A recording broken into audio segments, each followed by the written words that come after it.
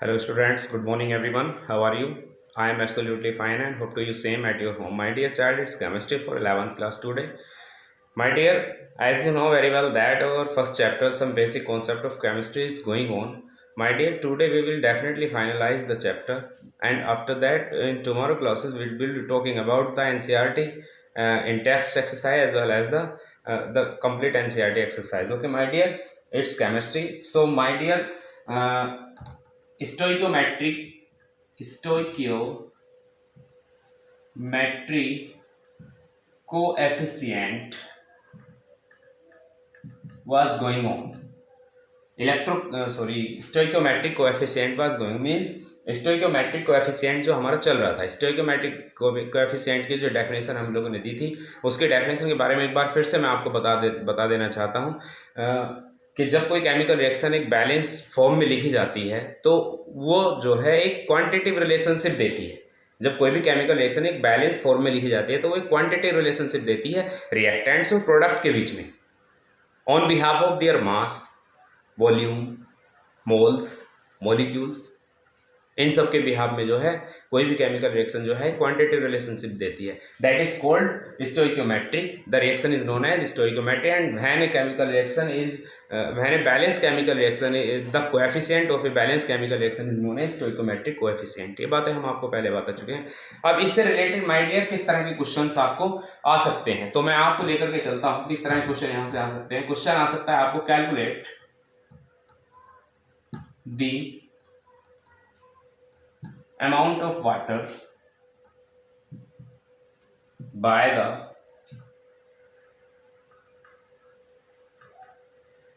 combustion of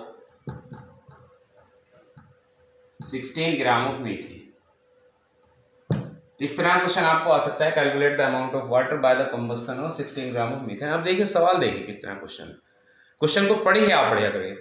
क्या कह रहा है, calculate the amount of water, amount of water आपको कैलकुलेट देना है by the combustion of 16 gram of methane. यानी कि जब 16 ग्राम ऑफ मीथेन का जब कंबस्शन होता है तो कितना वाटर जो है आपको मिलता है, ये क्वेश्चन है। जब 16 ग्राम मीथेन का कंबस्शन होगा तो कितना वाटर आपको मिलेगा। तो हम पहले जो है मीथेन का कंबस्शन कराते हैं। मीथेन क्या है, मीथेन एक हाइड्रोकार्बन है, और हाइड्रोकार्बन का जब कभी कंबस्शन कराया जाता है, कंबस्शन क्या है, what is combustion? Combustion may be defined as the when a chemical substances react with, or you can say when one mole of a chemical substances react with air and it is completely combust in presence of air, ठीक है, that is called combustion। वो पूरी तरह जल जाता है, that is called combustion। तो methane है, मीथेन का फॉर्मूला होता है माय डियर CH4। आंसर की तरफ हम चल रहे हैं, CH4 का फॉर्मूला है। और जब कंबस्शन तो भाई एयर की प्रेजेंस में होगा। कैसे लिखेंगे आप इसको, methane gas plus O2 gas क्या देगा, कार्बन डाइऑक्साइड देगा, और प्लस हाइड्रोजन के यहाँ पर 4 एटम्स हैं तो डेफिनेटली 2H2O देगा। कार्बन डाइऑक्साइड देगा, वाटर देगा। आए समझ में, CH4 प्लस O2। अब चेक करते हैं ऑक्सीजन के एटम्स, 2 and 1 2 2O2 आपको करना पड़ेगा, ठीक है। कितने ग्राम है CH4? 16 gram of methane is there and how much, calculate the amount of water, कितना वाटर आपको मिलेगा। तो यहाँ पर लिख लीजिए मीथेन का मोलर मास कैलकुलेट कर लो। कार्बन का 12 होता है एटॉमिक मास, सॉरी, प्लस हाइड्रोजन का 1 होता है मल्टीप्लाई बाय 4, तो 12 प्लस 1 4 गोज टू 16। और 16 ग्राम मीथेन से ही आपसे पूछा गया, तो बस यहीं पर आप डायरेक्ट लिख लीजिए। क्या है देखते हैं कितना है, 2 से मल्टीप्लाई हो रही है, हाइड्रोजन का 1 होता है, 1 के मल्टीप्लाई 2 से हो रही, प्लस ऑक्सीजन का 16 होता, 2 मल्टीप्लाई, अंदर की बात क्या है, 1 2 2 प्लस 16, यानी कि 2 मल्टीप्लाई अंदर है कितना 18 means 36 gram. Mean 16 gram of methane gives 36 gram of water. यही सोल्व हो गया, ये तो यहीं पे सोल्व हो गया, ठीक है। अगर नहीं आपके समझ में आया हो तो आप दोबारा से कर लीजिए इसको। हम हमारे पास और भी तरीका है, और भी तरीके से हम इसको कर सकते हैं। कैसे कर सकते हैं, आप यहाँ लिख सकते हैं 16 ग्राम 1 mole of methane is present. 1 mole methane present होता कितने में, 16 ग्राम ऑफ मीथेन में। 1 मोल जो मीथेन का प्रेजेंट होता है वो 16 ग्राम मीथेन में प्रेजेंट होता है, ठीक है। और 1 mole of methane gives water, कितना वाटर दे सकता है? 2 मोल्स, ठीक है, 2। और 1 मोल में कितने ग्राम वाटर होता है? 18 ग्राम वाटर होता है, 36। ऐसे भी आ गया इसका आंसर, जैसा आपकी इच्छा करे वैसे लिखिए। समझ में आया? केमिकल इक्वेशन पर related very easy questions, chemical equation पर रिलेटेड होते हैं। केमिकल इक्वेशन दे देता है कि भाई इस तरह से रिएक्शन हुई है, तो बताइए उसमें कितने की उसको नीड पड़ी होगी, ठीक है। नोट कीजिए, पोज करके वीडियो को आप इसे नोट कीजिए। मैं आपको नेक्स्ट क्वेश्चन कराता हूँ। ये स्टोइकोमेट्रिक कोएफिशिएंट से रिलेटेड क्वेश्चंस हैं आपके, जो कि काफ़ी इंपॉर्टेंट क्वेश्चंस होते हैं, ओके। अब मैं आपको नेक्स्ट क्वेश्चन की ओर लेके चलता हूँ। क्वेश्चन ये है, हाउ मैनी मोल्स ऑफ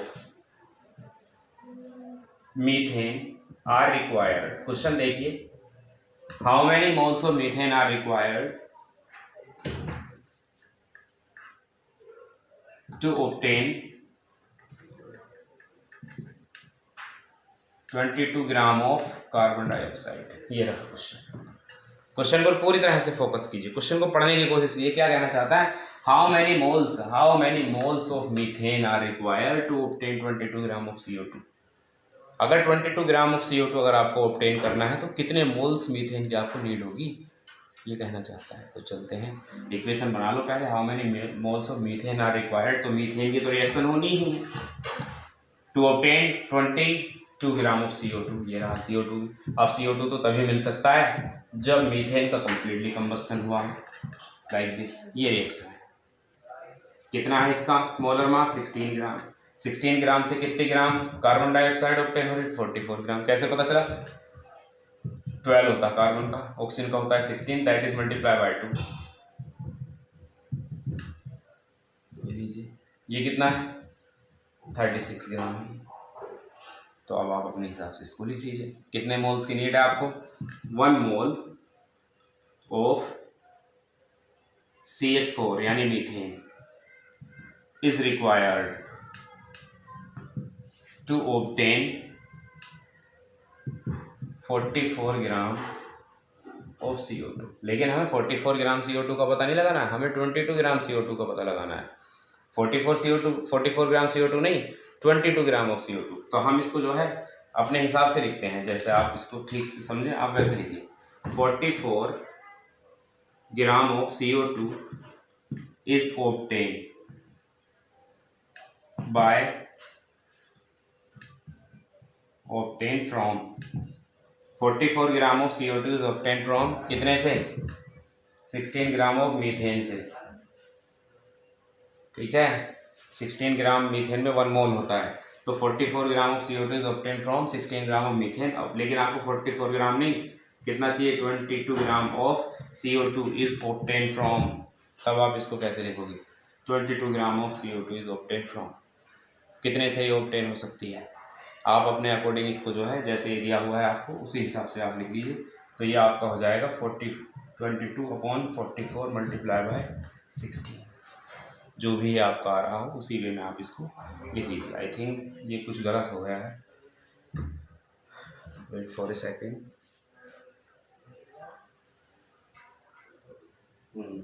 ये हो जाएगा, ये तो 1 मोल के इक्वल है ना, इसे तो आप 1 मोल में लिखें, मैं वेट में लिख रहा हूँ, मोल में लिखें। ये 1 मोल है, 1 मोल अपॉन 44 मल्टीप्लाई बाय 22, यानी कि 22/44। तो कैसे करेंगे? 2 यानी आ गया 1/2, यानी आ गया 0.5। तो 0.5 moles of methane is required to obtain 22 gram of carbon dioxide. समझ में आया? इस तरह के क्वेश्चन है। ये है आपका जो आपका चल रहा है ना स्टोइकोमेट्रिक कोएफिशिएंट, उससे रिलेटेड इस तरह के क्वेश्चंस आपको आते हैं। अब मैं आपको एक क्वेश्चन होमवर्क के तौर पर देता हूँ जिसको आपको करना है, फिर हम अपने नेक्स्ट टॉपिक की तरफ चलेंगे। हमारा जो आज का चैप्टर है बस यहीं तक, ज़्यादा कुछ अब इस चैप्टर में है नहीं, बिल्कुल फिनिशिंग है। बहुत जल्द ही आप इस चैप्टर को खत्म कर लोगे। आज आप इतनी लंबी वीडियो भी नहीं बना पाओगे जो आपकी रेगुलर बनती है, उसी से उतनी बढ़िया आप वीडियो शायद आई थिंक बना नहीं पाओ, ठीक है। तो चलते हैं नेक्स्ट क्वेश्चन की तरफ। क्वेश्चन ये है, देखिए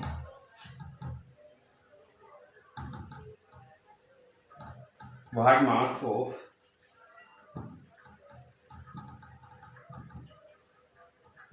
slack line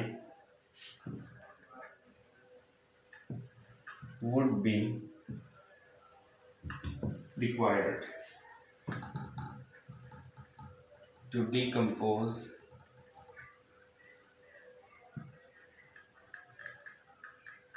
completely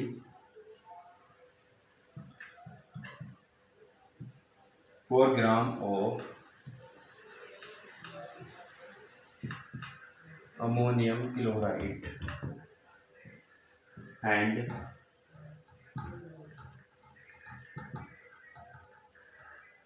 what mass and what be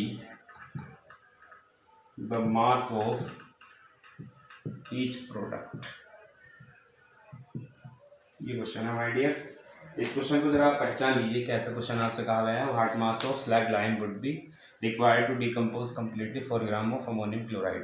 तो रिएक्शन तो मैं आपको यहाँ पर लिखे देता हूँ जिससे कि आपको कोई प्रॉब्लम ना हो। देखिए बात क्या चल रही है, what mass of slag line would be required to decompose completely 4 gram of ammonium chloride, यानी कि कितने स्लैग लाइन की जरूरत होगी 4 ग्राम अमोनियम क्लोराइड को डिकम्पोज करने के लिए। कितने स्लैग लाइन की जरूरत होगी 4 ग्राम अमोनियम क्लोराइड को डिकम्पोज करने के लिए। तो यानी दोनों आपस में एक साथ रिएक्शन कर रहे हैं। अब अमोनियम क्लोराइड का फॉर्मूला NH4Cl है और स्लैग लाइन का फॉर्मूला CaOH का होल ट्वाइस है। जब इन दोनों की केमिकल इक्वेशन होगी तो बनेगा क्या, CaCl2। अब जब Cl के 2 हो गए तो डेफिनेटली आपको यहाँ 2 लेने पड़ेंगे और प्लस 2NH3 और भी कुछ आपको लेना पड़ेगा। यहाँ पर क्या लेना होगा 2H2O ले लीजिए। तो पहले तो कहा है what mass of slag line, ये रहा स्लैग लाइन, मैं आपको समझा रहा हूँ अच्छे से कर लेना। What mass of slag line would be required to decompose completely 4 gram of ammonium chloride के 4 ग्राम ही लेने हैं आपको। And what be the mass of each product, इसका इसका और इसका कितना मास आपको मिलेगा। समझ में आया, ये सवाल आपको करना है और इसको आपको चेक कराना है। सिर्फ आपका ये होमवर्क है ओनली।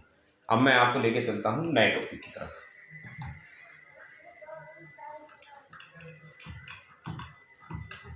उस टॉपिक का नाम क्या है, बहुत ज़्यादा वो टॉपिक आपसे पूछा जाता है कई बार। उस टॉपिक का नाम है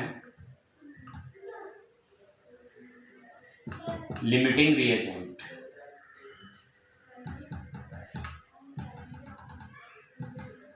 ये लीजिए टॉपिक है आपका लिमिटिंग रिएजेंट। लिमिटिंग रिएजेंट किसे कहते हैं, मतलब आपको देख करके ऐसा लग रहा होगा कि एक ऐसा रिएजेंट जो कि बिल्कुल लिमिट में हो। ध्यान से समझिए इस क्वेश्चन को, ये टॉपिक को। भाई लिमिटिंग रिएजेंट का मतलब क्या है, एक ऐसा रिएजेंट जो कि बहुत ही लिमिट में लिया गया हो।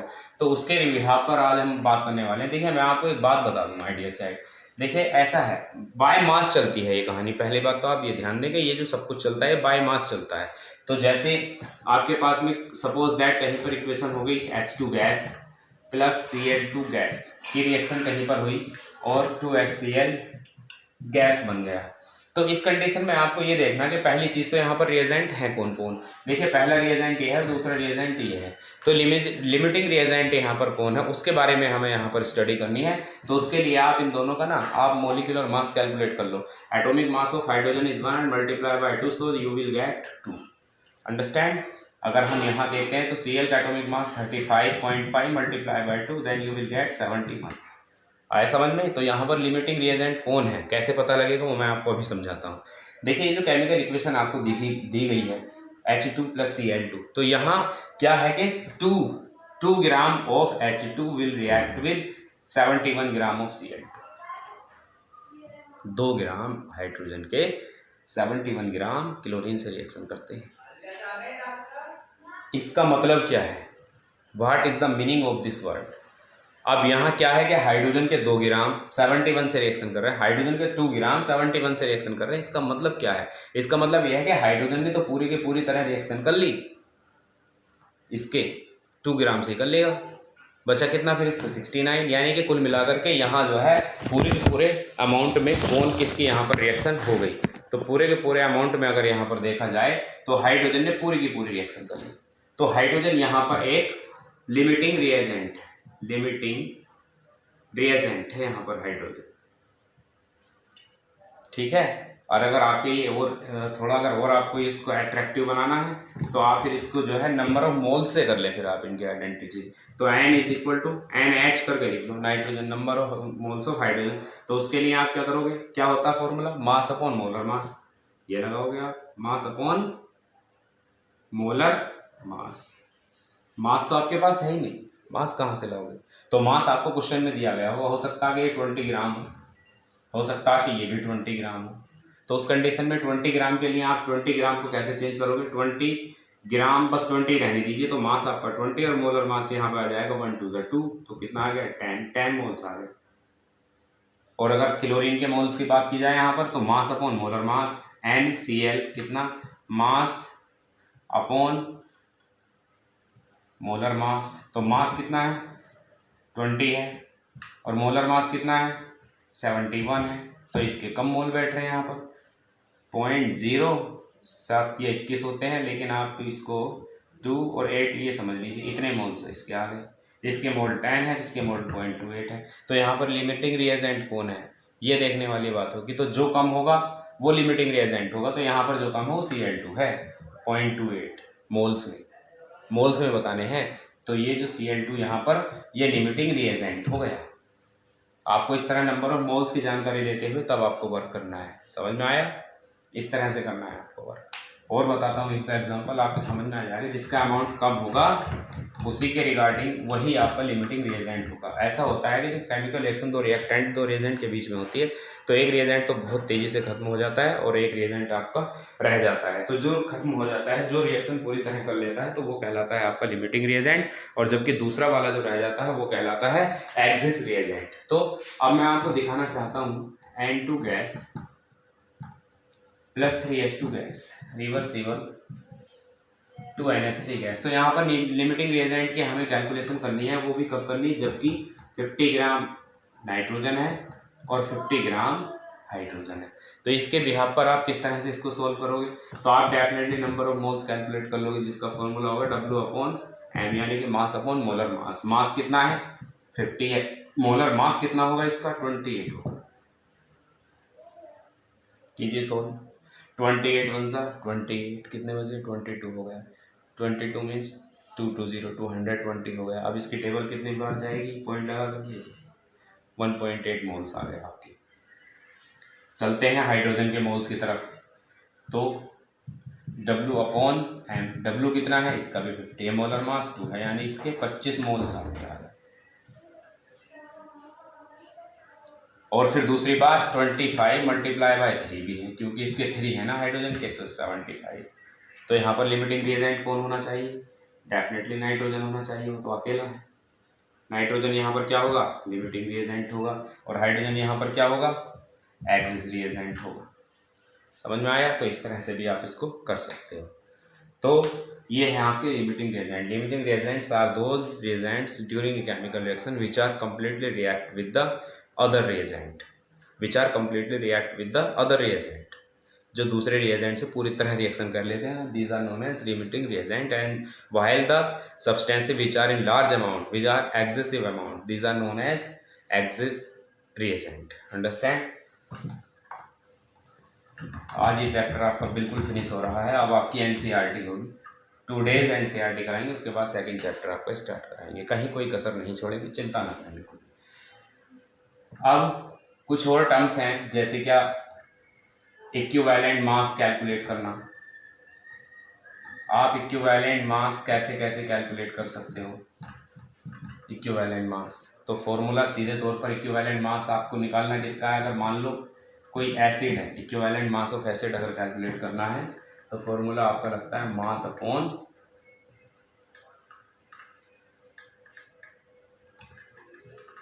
मोलर मास अपॉन बेसिसिटी, ऐसे कैलकुलेट कर सकते हो। इक्विवेलेंट मास ऑफ बेस, इस बार बेस की कैलकुलेट करनी है, तो फॉर्मूला ऊपर यही रहना है, मोलर मास अपॉन एसिडिटी, इस तरह से। इसी तरह इक्विवेलेंट मास ऑफ साल्ट, किसी साल्ट का इक्विवेलेंट मास कैलकुलेट करना है तो फॉर्मूला फिर से वही है, मोलर मास अपॉन वैलेंसी।